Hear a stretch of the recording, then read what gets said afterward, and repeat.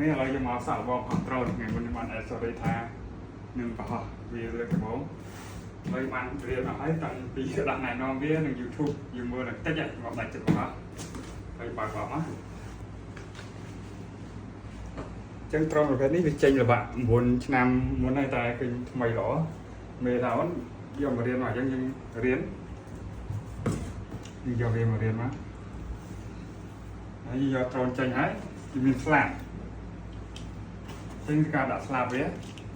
ចឹងស្លាបវាមានសរសេរជាភាសាអង់គ្លេសនេះវាមានពីរពណ៌ពណ៌ខ្មៅនិងពណ៌ប្រផេះ black silver ចឹងយើងដាក់ឲ្យត្រូវតាមរបស់វាណាមិនចេះដាក់អូខេ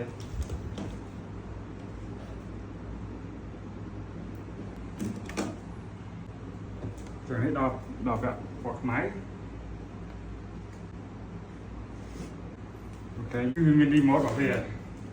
ចឹង remote នេះវាមាន option ច្រើន function របស់វាបិទបើកអីច្រើនយ៉ាងណាវាខាងនេះទៀតចឹងទៅតែវាអត់បញ្ហាទេយើងបានរៀនអស់ហើយគឺយើងបិទបើកទៅទុកសិនអត់យកទុកក្រោមចឹងយើងដល់គឺការ connect យើងបើកទូរស័ព្ទយើងមកចឹងទូរស័ព្ទយើងត្រូវបង្កើត account នៃអស់ហើយបានយើងអាច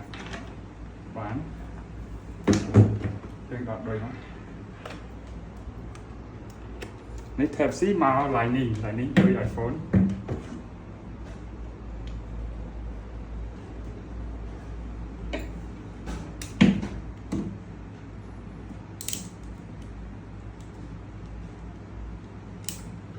ចឹងគឺអាចបើកតលេយើងចុចមួយសិនហើយយើងចុចទៅកាត់ឲ្យជាប់លើលោក14អូខេត្រង់វាចឹងដែរយើងចុចមួយមុននេះយើងដោះកែមបវាសិនផ្លេចនេះនឹងស្នាប់កុំឲ្យកែបយើងកើចឹងដោះសិនដើម្បីបើកទឹកចឹងត្រង់បើកដូចគ្នាចុចមួយចឹងយើង1 3មកចឹងម៉ាស៊ីននឹងដាណែនេះយើងចូលដល់ app របស់វា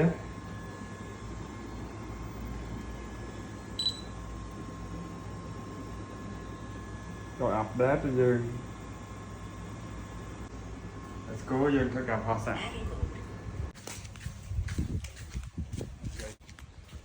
យើងផុសកាត់ក្តៅមកអត់មានពេលអញ្ចឹងវាចេញនេះវាដូចជាអត់ដល់ភ្ជាប់ TVS ទេមកឃើញចឹងយើងត្រូវចុចនេះចឹងយើងត្រូវបវល់ត្រូន3នេះសិនបវល់ត្រូន3ដងសក្រេតដើម្បីវាចាប់ TVS បាន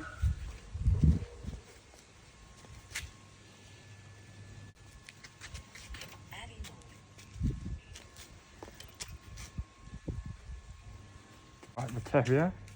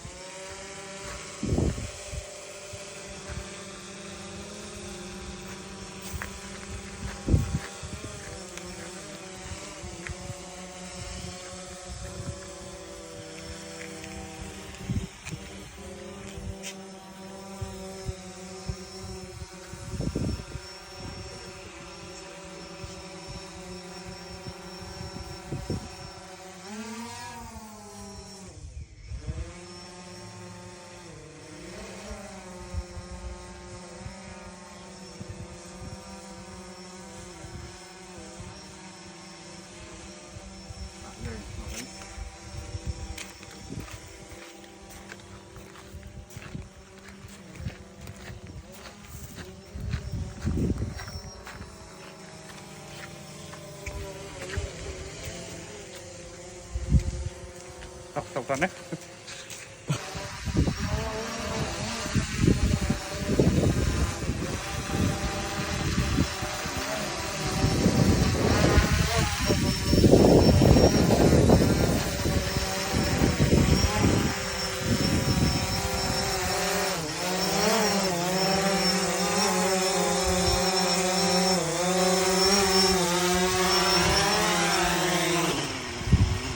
hay rồi, được chạy